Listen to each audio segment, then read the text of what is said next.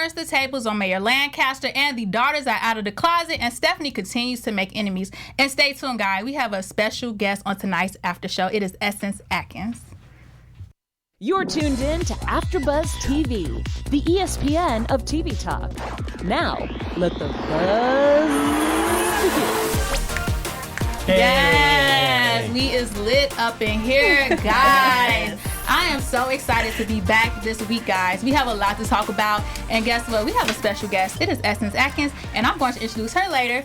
But before we get into it, I have to let you guys know that I am AJ, and I gotta let you know about my lovely co-host. What's up, Deeran? I'm Deeran. And we got Taquaila over there. Hey, girl. As always, hello. Hey, Rock. What's up? I'm back. I missed you guys last week. I'm excited to be back. And everybody, we have Essence Atkins. How are you doing today? Yes. Drop the bomb, Essence. Yes. First of all, I want to just thank you all for just talking about us and keeping us out there and going over the storylines and keeping people current as to what's happening and just keeping us trending. So thank you all so much. We really appreciate that. No problem. This show is like such a good show. It's so juicy, and I love talking about it. Yes. So I have to ask everyone overall thoughts. I'll start with you, Deeran. Well, it was a lot of shit that happened. I just can't keep up. It was just like whips and chains and the ball gag. But that was my favorite part. And then the shade from Stephanie. It was just a lot. It was a lot. Taquaila, what you think? I'm gonna go with I can't wait to see what Damien has up his sleeve. I can't wait to see. Okay, Yeah. Rocky. No, I felt like it was jam packed. I'm kind of interested to know if Mayor Lancaster is actually into the stuff that he's into. What do you mean? Like with the whole dominatrix thing. Oh, like in real life? No, not in real life. But just is this something that he's doing just to get closer to that girl? What's her name? I'm sorry, Daphne. I feel like it's just, I don't know, it's interesting, but So you think it could be a tactic? I do. I don't know. I'm not sure because I just feel like he's juggling a lot. Okay. So okay, we'll get into that. Essence, what did you think about tonight's show?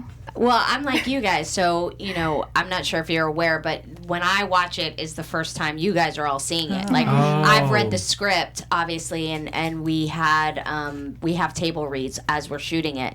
So basically how it works is when we're in Atlanta, which is where we actually shoot the show and it takes place, we take a break, lunch break from whatever episodes we're actually working on. We do 2 at a time, so we work on 2 different episodes at the same time, and then we have a lunch break, and during the lunch break, we'll get together with the script and the new director for the next 2 episodes, and we'll have a read-through of one script at lunch. It takes about 30, 35, 40 minutes. And so that's really like the beginning and end of the full story that we get to experience until we're watching it with you. Oh, wow. So, yeah, so there was a lot, I was watching it and I gasped, I laughed. Yes. I was like, woo!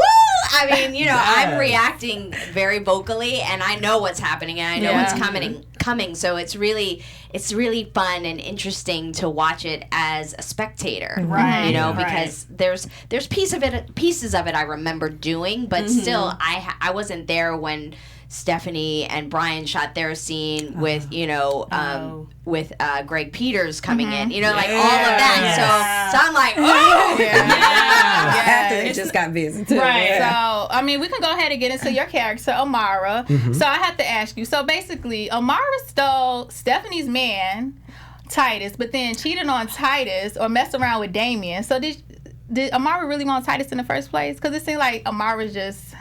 You guys don't like Amara. It's really funny because I be watching the show. Y'all don't like It's me. I'm not gonna lie. We just got questions.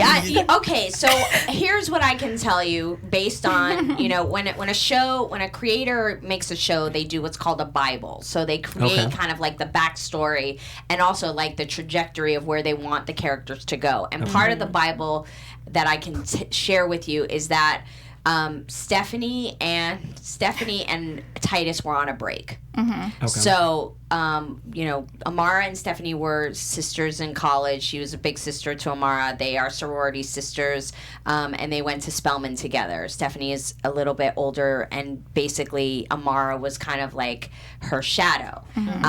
And Stephanie and Titus did a lot of, they broke up, they're back together, they broke up, they're back together, back and forth. And so the dynamics of their relationship was very complicated because Stephanie was a younger Stephanie and Titus is who Titus is. And I think that ultimately in their dynamic, and we haven't explored this and hopefully we'll have more seasons to do so, I think that Stephanie was trying to kind of make Titus into Evan or some sort of version of that. Okay. And so as Amara, the best friend, is watching this, she's like, but he's dope as Titus. Right. He's dope as him. And so the last time that they broke up, she went away to Europe. He kind of came crying to her, whatever, to, hang out because it was very much a comfortable atmosphere and things happen. Right. Yeah. So she broke girl code while she was in Europe. She completely broke girl code, but they were broken up. And she broke girl code. There's no question about that. But as we see in the pilot, she got pregnant. And so Titus, being Titus, tried to do the right thing of like, well, this is... And again, they were friends. They knew each other. So the reason he comes to her isn't because she's like hitting him up like, maybe you should come over. Like they were friends. And they spent time together. So he's going to talk to his friend. And then this thing happens. And then it gets even more complicated because she gets pregnant, and so he proposes and does the right thing, and then she loses the baby. So now Titus is Titus. Like, what do you do? Stephanie's back from Europe. Are you breaking up with Stephanie? Are you going to try this thing again with Stephanie? Are you in? Are you out? Or are you going to be kind of down with the chick who's been down and your friend, and now she's lost your baby? So that's the big. So it's complicated. Stressful. Right? It's complicated. It's stressful. But here we are. We see them and we meet them over 20 years later. They've been married for a long time. I mean, 20 years of marriage is a long time. And they got married when they were very young. And I think that we will find out later as you guys watch, like, kind of what went awry in their marriage. But the truth of the matter... we know what went awry. Somebody was down getting dirty in the sea. The truth of the matter is that... I can say this in all certainty, is that Amara and Titus love each other, and they're trying to make it work. I agree with that. Yeah, and I agree as well. And I feel like Amara was really trying to do the right thing and distance herself from Damien, in the office. She tried, but, it just didn't go through. So, I mean, how are y'all feeling about Damien? How are y'all feeling about him? He got some sexy eyes. I was Titus, I'll be just as mad. Like, don't get sexy brother on up out of here. Just by looking right. So you agree with Titus saying, like, get rid of him or quit your job? I think that you should have quit your job. Thank you, ladies.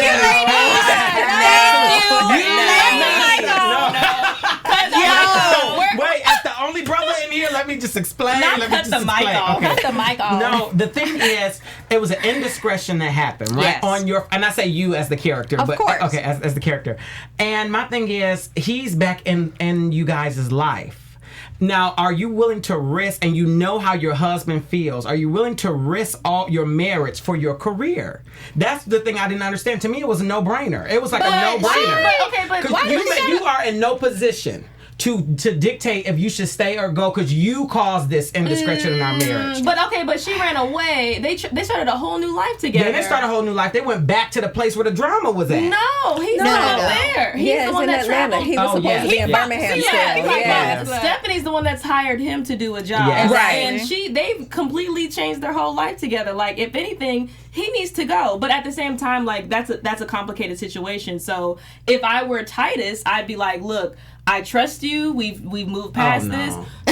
Well, he What are you doesn't. gonna do? But he doesn't, though, so that's not going to be Well, his truth. but- So he okay, might but need we're security. married. She might Like- need to call and clock in every hour, every 45 minutes. I mean, and but- those are the grounds that he wants. But who wants to? I mean, if that's you the shouldn't bid you choose made if for you your don't marriage. No, but if you've decided in your marriage we're gonna move past this, why are we continually like we can't? It takes time. But It it's- takes it's- time. But I'm not. You're not gonna remind me. Over and over Listen, again. okay, you guys. Let's I love it. You know, Deeran, you over here, we gonna gang up on you. Right. I know, I'm just saying. I feel like Megan understand. McCain on The View. I gotta just stay on the ground. I don't understand why can't Amara just like keep her job, but why can't Titus compromise? Like he should trust her. Why you gotta quit her job? Yeah, okay. no, my checks. 'Cause Essence, are you can I- providing me another job? Okay, Essence. Yes. You and your personal. What do you think? Well, I'm with the ladies on this. Oh my God. No. Here's the thing. I understand what you're saying, and I agree with you that there should be. She doesn't get to dictate how long it takes for him to trust her again. Mm-hmm. But the terms of her quitting her career, you got to think about college. You got to think about law school. You got to think about the position that she's in. She's a U.S. attorney. She works for the Justice Department. Yeah. You know what I mean? And that is not a small thing to walk away from. You know what I mean? It'd be like, it's not obviously not as catastrophic, but it would be like Hillary Clinton be like, you know what? You need to leave the presidency. Right. You know what I mean? It's like, what? We signed up for this. We gotta work together. You know what I mean? Yeah. So yeah, I agree that we have to cultivate and work our way back. But you know, just like that conversation in the show tonight, where she's like, you know, if we insert him and put him in the middle of us again, then he wins. Like, I'm not putting him in the middle of us. This is the circumstance. So let's do what we need to do and figure out how to remain unified and together in this very strained situation. Right. Yeah. I do agree that Amara should not, as much as possible, make contact with him unless it has to do with the job, though. I feel like those eyes or whatever it is about them, too, that's going to be able to pull her into Damien even more and maybe lose sight. We'll see predictions later. But I do think that she should just, whatever relationship communication, don't try to get him transferred, don't get him left. Just keep it business and professional, and that's it. But I also want to say we do have signed in bro, thanks for tuning in, that does agree with you, Deeran, so you're not alone. Deeran. It's a guy. Maybe so. And he also says that I agree with Titus. He thinks that Amara can't be trusted. Oh, so sorry. Okay, so are y'all saying Titus? Is Titus wrong for feeling the way he does? Or No, definitely not. No. Okay. No. And even I don't think that he's wrong. I think that in asking her to quit her career, you know But what did I he? mean? I mean, to me, you could transfer. You transfer here in the first place. Go transfer back. We're not gonna keep transferred if somebody. Right? Or am I wrong? That's get him. He over No, there. no, no, no. She's like, no. She put the mother. She put the mother. She's like, I'm about to just leave you real quick. No. I mean, like, how practical is that? He also has a job at Purifoy as general counsel. And like, you got bills and responsibilities. You have a mortgage. You have credit at stake. Like, you don't. I mean, I wouldn't say here's the off the thing. bat. When you are adulting, picking up and leaving is not. That's easy. That's to not. none. That's not the option that's really easily executed. You know what I mean? I could have had that choice this Saturday. Good night. You know what I mean? Like, you want to make mistakes and pick up and leave. You need to work it. Right. You need to work it through. But the problem is, Chick-fil-A. Oh my God. Well, here's my thing: infidelity, right? And as I said this before, infidelity to me is a very hard thing for anybody, any relationship to withstand because it causes so many other cracks. That's why that's the thing. I'm not saying that she should have to have left immediately, but plans should have been now in place. If he doesn't have if we can't get the problem away, we need to move somewhere else because your marriage is at stake. It's two people here, right? And so at some point in time, you have to think, what's more important, my career or my marriage? And it was a situation you put yourself in and have to come to this circumstance. No. What I hear you. Oh, sorry. Go ahead. No, Essence. I was just gonna say I completely agree. Like, you definitely have to prioritize your marriage and your family. But I'm just talking about the logistics of the whole thing, like buying a house. Now we have to sell the house. That. You know, that's not something like what's the market like? You know what I mean? Is it a buyer's market? Is it a seller's market? Are we gonna lose money? Did we put money into this house? Like, how much cash do we have available to to pick up our lives and move yet again when we just moved to town. I mean, and your daughter Deja. And our daughter is in private school, you know. I mean, like, there's all of these. I'm very practical, y'all. There's all so these. what would you do? What would be your alternative to that if he said that? Well, I can't share with you. Well, she can't share. Okay. But, you know, before we go on to the next topic, Rocky, you have a message for our viewers? I do, right. Essence can't share all the tea, but I can share a message with you guys. I need you guys, if you guys want to see us every single week, you have to like, subscribe, comment on our panels, as well as all the other AfterBuzz TV and Black Hollywood Live shows that you love and enjoy. Give us 5 stars, rate us on iTunes, do all that jazz so that you can continue to watch us every single week and be the ESPN of TV Talk.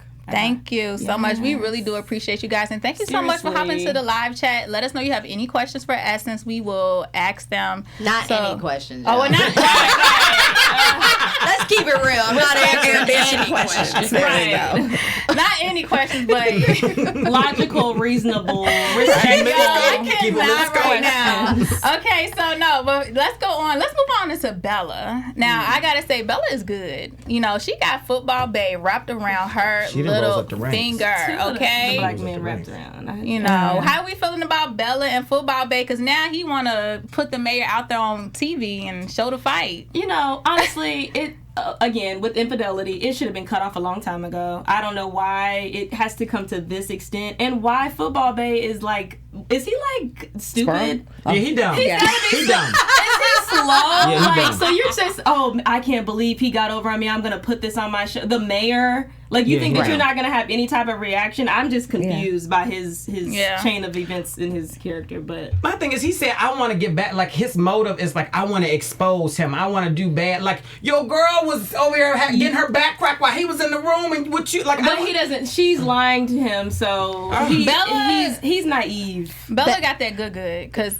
Bella is a master manipulator. Yes. You know what I mean? As a lot of the characters on the show are, which is what makes it so, you know, scintillating and delicious, is because there's not a whole lot of boundaries. I'm like, well, I can't do that. You know what I mean? It's like, what needs to be done? So,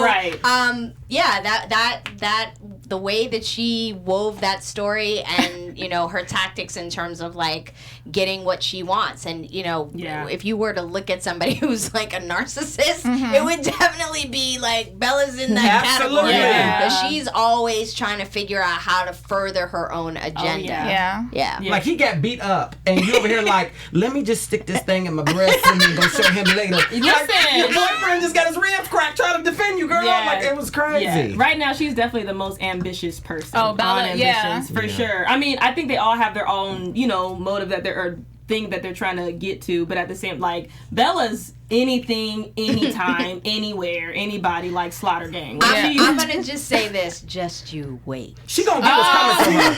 I'm gonna say, just you wait. You know, I can feel something coming just because now she tried to turn the tables and now she got something over Mayor Lancaster. So it looks like she winning, but I just think Bella is in too deep and she don't know what she getting herself into. I think so too.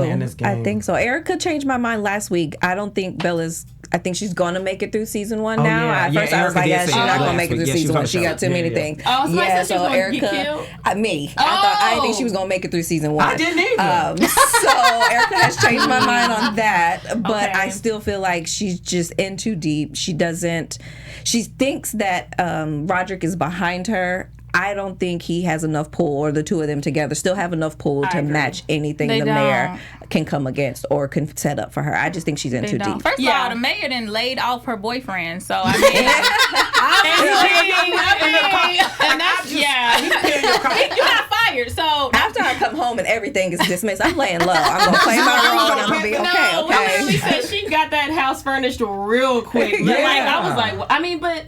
I also thought that Stephanie at least had an inkling that they were having an affair. I still kind of do. I think she's just kind of. So wait, Essence, we'll ask. Do you think that? Well, I'm sure you know, but what do you think about Stephanie and Bella? We think that Stephanie knows something. You guys, I watched the show. I know what y'all think. I'm not telling you nothing. Not about that. I know that, and I know a lot of people think that. They think that Stephanie, by inviting Bella to stay in the house, was like trying to peep what the situation is, and that she's on to her. I'm not gonna say yay or nay. You guys will have to keep watching. Can you tell me this part though? I just really hope that child is Bella's, because that's her only saving grace at this point. It's definitely Bella's child. Good night. It's the mayor's child. To me, that's her only saving grace. If that DNA test come back and say he not the father, baby, you dead. I'm gonna just say I don't think Joaquin's his baby. I don't either. The baby you like. Well, okay, maybe it's typecast. I think the same. Well, that's what I was like. Well, but I was thinking the same thing about I'm sorry, Stephanie's daughter. That's what I was going to say. I'm the same things, but I mean, complexions, it can go back into grandpa stuff like that. But at the same time, for a moment, I was like, "Is this Titus's daughter?" That's what. No, same here, because I was waiting to get into that to ask Essence, because I wanted to know myself if you know that Carly is Titus's, or is. I know. You can't say. I'll take the blame. I think I said that in a prediction early on. I really think. To answer your question wholeheartedly, I don't know. Okay. I don't know. Okay. I don't know. What do you speculate? I think anything can happen.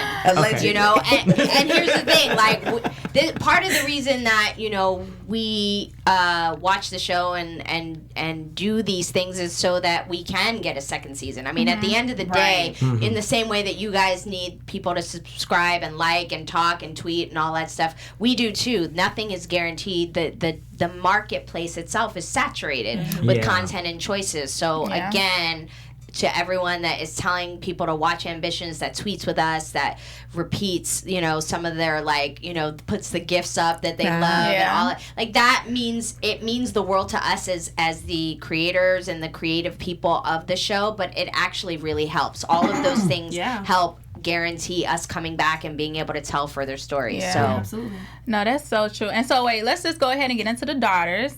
So, Carly and Lori. So, I think we had already speculated that Lori was setting up Carly. Right? Yeah. And now we find out that it is a setup. But is it really a setup, or is Lori's feelings going to get too involved? They're already there. Yeah.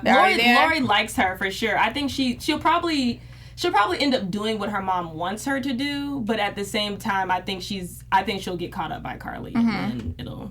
When you in front of your mama and then tell her the other girl's mama after you just got caught Dickie doing in the bathroom that I gave her more orgasms than you ever did in your life. Yeah. I mean, you about to set her up for you too far gone. Well, did she go too far in slapping her? No, I would have beat her down. Oh, hands down. Took that stiletto all up in it. I mean, I'm a fan of, I mean, you can say anything verbally, but when you put your hands on somebody, but they you don't think that was too far? You don't think that was too far? Her messing with her daughter like that behind the scenes? I think there's other ways to handle it than physical altercations. That's true. But at the same time, I do understand. I understand. I feel like we're at a prestigious event. Let's Right. It wasn't that prestigious in the bathroom. Let's keep it real. Cardi and Nicki Minaj was fighting in Paris week. And that's still not okay. Just saying. That's still, it's a little trap. But whatever. I think, I just feel like if you need to uphold your face, save face, like she told her daughter in the bathroom, that's just pull yourself together. Yeah. Let's not be out of control. I was surprised that there was no backlash from Stephanie after slapping Lori. You're right there in front of her mother. What they was gonna do? We insert my mother. What she was gonna do? Something. First of all, Stephanie is the HBIC. You just let your daughter get slapped in front of you. Okay. Something had needed to be said. A little fake push, Heisman on the something. Stephanie Nothing don't care. Not Heisman. I mean, does Juniper strike you as somebody who would be able to react? But I wanted the you know what I mean? Like, something. It was just, and that's what I don't know exactly. That was her response. Yeah, okay. Hey, but sometimes legally, it's better than that hit. Exactly. I do want to say this though, that, and I said this on the show. I'm happy you're here, Essence. But I do not like how that the LGBT is brought up in scandal. You know what I mean? That's the thing I don't care for. I think if we're trying to make it progressive and it's natural and it's normal and we want to see black people who have money and stuff like that, why does LGBT relationships have to be brought up as such a malicious, Well, here's what I'm going to say in defense of your position, and I agree with you. Everybody's in a scandal. That's what this show is about. Yeah. You know what I mean? Yeah. It's not like they're singled out. Like everybody else is living a very clean, very clean, wholesome life, and the lesbian couple, they're out of control. Right. It's like, look at the mayor for goodness sake. You know what I mean? Yes. So just in defense of the storytelling and the messy, everybody's messy on the show. Yes. And Carly still has a life that she has not revealed to the world. Right. So I mean, in a sense, that's still a part of her story, and that's a part of a lot of LGBTQ stories. Mine's included. Yes, I agree. And I think the conversation with her mom as her maybe coming out went easier than she do, because she was trying to say I was too at first, but then when Stephanie, I was about to call her Robin, excuse me, Stephanie started speaking, I understood that her lesbian, that she was with Lori trumped her lesbianism. So that wasn't even an issue. Do you think it was that, or do you think she just naturally did not care? That was the part I will say I enjoyed. I really did enjoy. It was like, I didn't care. I'm going to give you guys the inside scoop on that, because when we read it, like, we were, all of us just really excited about the fact that that's how they wrote Stephanie's reaction. And we celebrated that, and that is actually truly what Stephanie's reaction was. Is like, it's really not about you being gay. It really is about, like, you can like girls, just not that girl. You know what I mean? Which we did intentionally. Our creator of our show is a gay man, and he has a love, as we all do, thankfully. It's a very cohesive group of our LGBT community, and so we definitely didn't want to put it out there like that was the issue, that was the problem. It's really about the family. It's the Montagues and the Capulets. It's Romeo and Juliet. You know what I mean? And the fact that they're two women is not of concern to the players. So I'm really proud of that aspect of our storytelling. Yeah. And shout out to just being represented, That's true. And there's so many positive shows that are completely positive about the LGBTQ, community. So, but I feel you totally. Yeah, no, I definitely agree. And so we'll try to shift over. We're going to ask Essence some more questions. So, you have been holding it down in the game for like so many years. So I wanted to know, how has it been seeing the increase of Black Girl Magic with Issa Rae and Marseille Martin, and you got Halle Berry now, Bailey, now playing Ariel in The Little Mermaid. Yes. Like, how does it feel seeing a Black Girl Magic? Thankfully, it no longer feels like a trend. Now it feels. I mean, I've been around so long. That when I started, it was a trendy thing. Like, we were part of a fad, and that fad was capitalizing on the Cosby Show being on the air, on different world success, and people were trying to capitalize on those moments. And I'm not saying that has completely been eradicated, because I think that there's definitely a poaching atmosphere that happens within our community as creators, and a lot of times when something is popular, you'll see, if a vampire show is popular, you'll see 8 more vampire shows, you know what I mean? Because everybody's trying to get that check, and everybody wants to keep their job, and nobody really wants to. A lot of people are adverse to taking risks.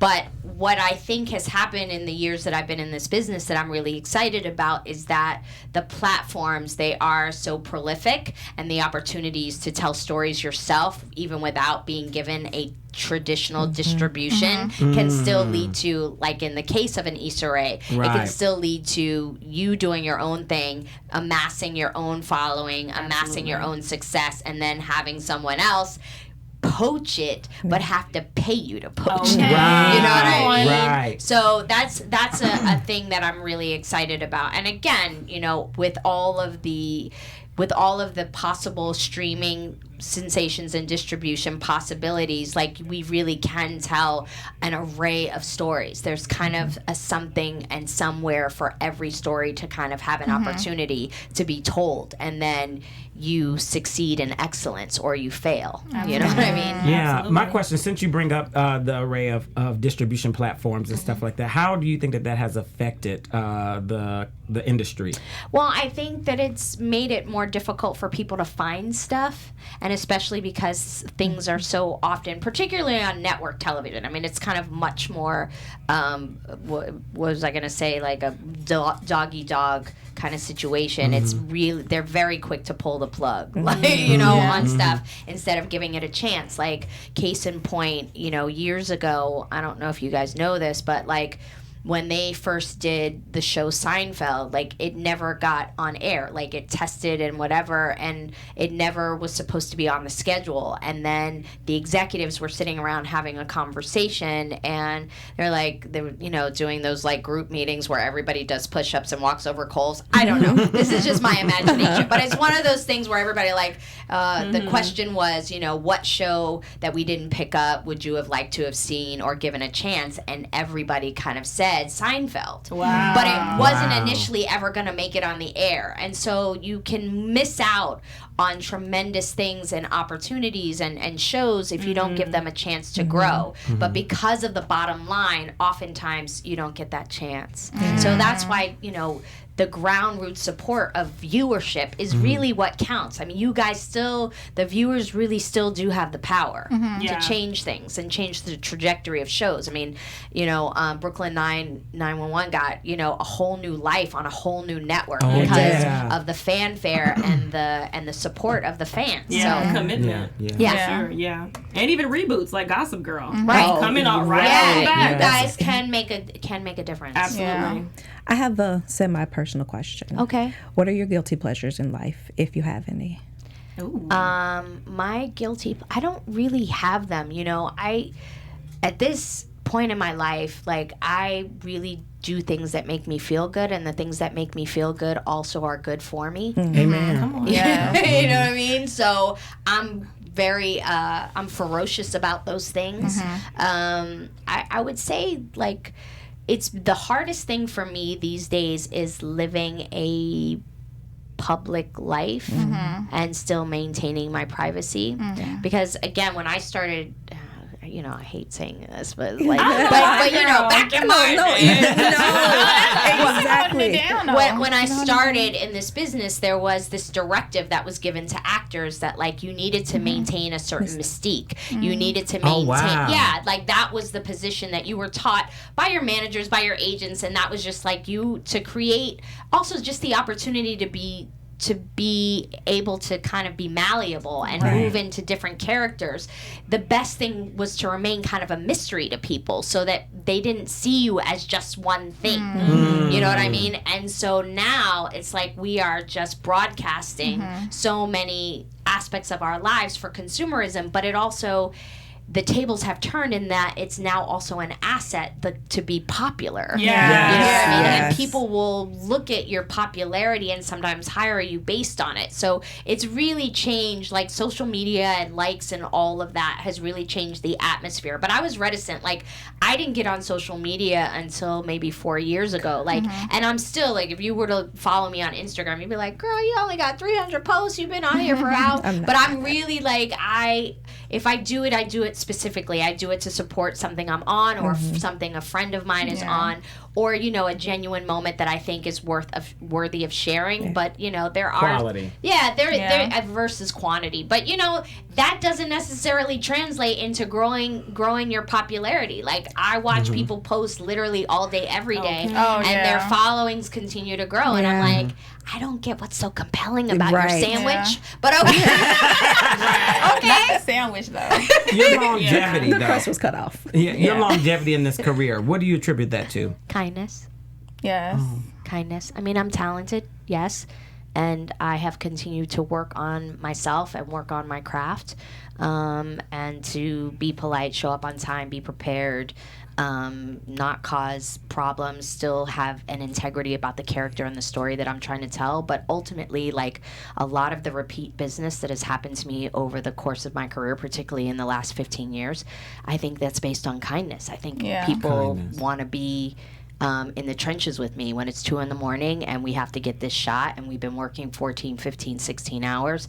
I think they know that I'm not going to lose my shit. They know that I'm going to maintain my professionalism, that I'm going to rally, that I'm not going to be an asshole to the crew and snap at people and all of that. And that makes a difference because the business is very small. You know, it really is cyclical, and, you know, you'll be today, and I've said this time and time again, today's PA is tomorrow's, you know, executive or showrunner. And that stuff, especially in the course of how long I've been doing it, I've seen that come around a lot. Really? You know, yeah. I mean, one of the directors on Marlon, Eric Dean Seaton was a stage manager on Smart Guy. Wow. You know what I mean? So, you know, like we have talked extensively about, you know, working together. And then one of my actual best friends, Carlos Cortez, who is the father of my godson, my 18-year-old godson, he was a PA on Smart Guy, and now he's on the news side of things. He works for CBS National News, but he's won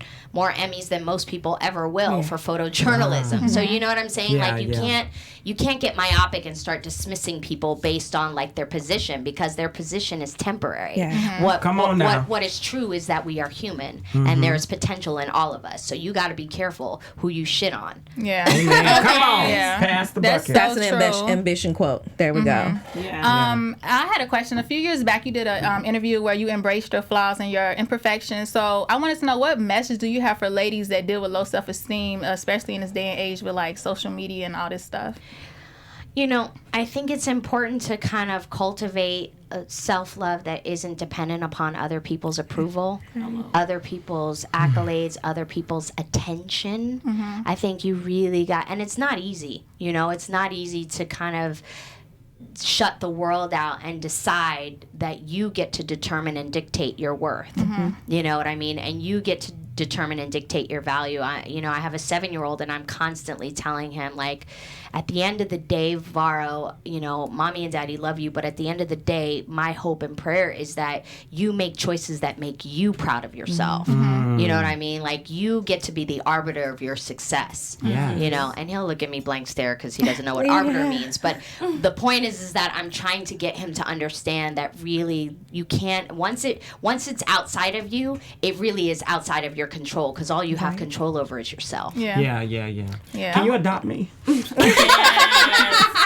know, it's you know, Amara, no self-help books. Essence, lots and lots. You know, like, I do the work, and you continue to do the work and continue, but also, like, life can be fun. You know, this is the one thing that I hope, and the myth that I would love to dispel is that we as women, particularly any women, but particularly women of color, that we are each other's competition. Like, that's just not the truth. Right. You know what I mean? And that is the thing. Like, if we can just start really living that and really understanding, like, the resources are boundless and endless, and ideas and creativity abound, you know, in plenty and aplenty. Like, don't buy into the lie, because that really is like the Willie Lynch teaching of all things that resonated and took, you know, a horrible hold in our epidermis. Like, don't let that lie of being each other's crabs in a barrel thing. Like, that's just not true. That's not true. You shine, it really doesn't take away anything from me. That's it's not. not, Absolutely you know? Not. And I asked one. Go ahead.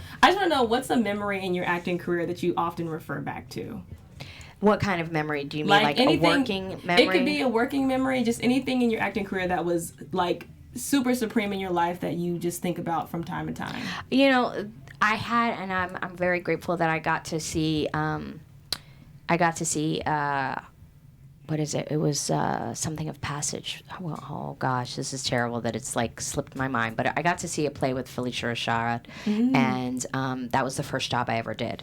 And I went backstage and I said to her, you know, you were the first example I had, and you were an example not just of excellence, but you were an example of grace. You were an example of, again, kindness. You were an example of excellence, and you were an example of, like, kind of, she was so regal. You know, she was so regal, and she commanded just in her move, in the way that she walked the world, in the way that she loved, in the way that she looked at people and paid everyone attention and was never dismissive of anyone, and always would give people their focus. Like, I'm so grateful that I had that example of what real success looked like at the height of the most powerful, popular show on television, you know, at that time. So I'm really grateful for that. And I think that's one of those things that I often kind of use as a touchstone for, like, how I want my legacy to be for the people who've come across me,